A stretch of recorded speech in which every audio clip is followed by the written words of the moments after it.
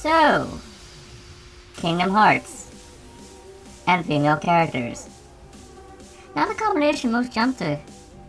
Despite how few female characters we have other than Disney princesses, it's interesting how much of a mixed bag these girls can be. And today I want to cut down my top 5 Kingdom Hearts girls. To clarify right off the bat, I'm judging these entries mainly on their characters and roles in the story and how much I like them. I won't be talking about anyone from Unit X back cover because I haven't had an experience with the game or the movie as of now. So, with all that said, let's get right into it.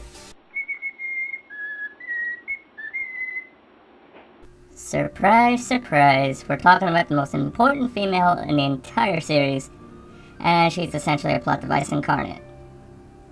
Starting off strong here. Honestly, Kairi had a lot of potential, but it's pretty obvious by now that Square Enix has no actual ideas for her other than filling in the details when the plot demands it. Sora needs a reason to get his ass in gear and save the princesses? Drag Kairi away from him. Sora needs to clash with Xehanort? Kill her! Temporarily. Sora needs to get out of the final world and get back into the fray? Have Kairi suddenly appear and guide him out? Basically, Kairi is pretty useful as a plot device. But as a character, she's almost a complete dud. Though I will admit she at least tries, unlike Colette, who I swear to God I almost forgot about as I was writing the script, so there's that. Well, that and her design's pretty nice. Basically, I wanted to like Kairi, I really did. But sadly the writers just didn't know how to write something to like here. Shion's fate at the end of 358 over 2 days is pretty damn ironic, seeing how she's become one of the least memorable characters these days. And that's kinda sad. Honestly, her design just clicks with me so well. I wanted this girl to be so great. She kinda falls a bit flat though. I will say her role in the overall story is miles ahead of Kairi, and everything attached to her in her debut game, from her boss fight to her theme music, were all great. But her overall character itself, unfortunately, wasn't spectacular in any way.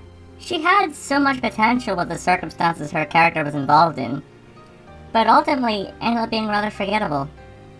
Ironic when you find out her name may be linked to the Shion flower, the meaning of which actually translates into, I will never forget you.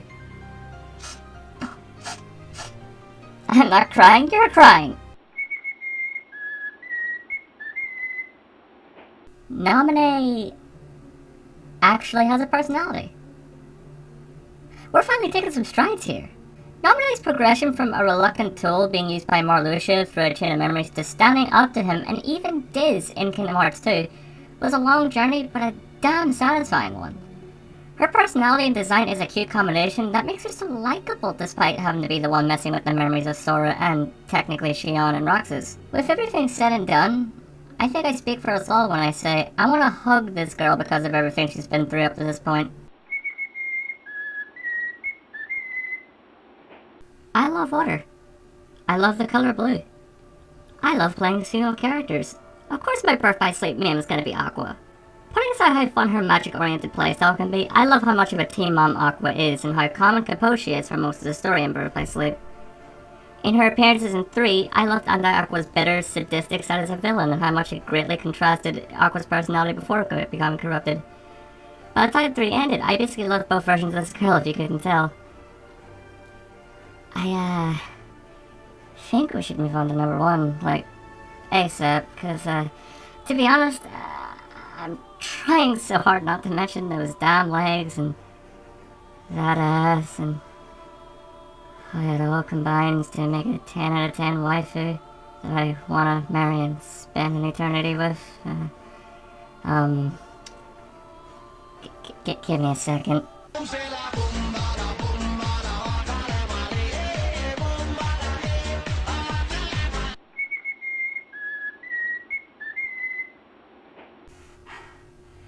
Alright. That's taken care of.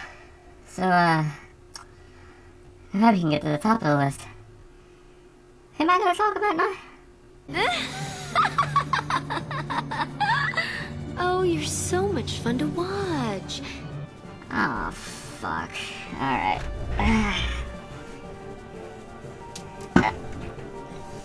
Alright, right to it. Okay, Alright, so yes, my top pick is the sadist bitch from Organization 13. And I am not sorry in the slightest. Aside from being my favorite female character in this franchise, Larxene is also one of the best Organization members personality-wise. This bitch is so over the top of her evilness, and it's such an unremorseful bitch that it greatly contrasts with a lot of the flat, one-note members in the organization. And she's just great to watch. She's sassy, bitchy, and manipulative, with cool as fuck powers at her disposal, and one of the most memorable designs in the organization. I like how she's basically only doing what she does as a favour to Marluxia, who she apparently was close with before they became nobodies. They could have made her a sympathetic character with this, but thankfully they didn't, because it made her that much better. Well, this was fun. So we found out Aqua's waifu for Laifu, and I may or may not have revealed that I want to be kicked around by Larxene. Today's been a journey. Well, all that said, this has been Kurome, and I'm signing off.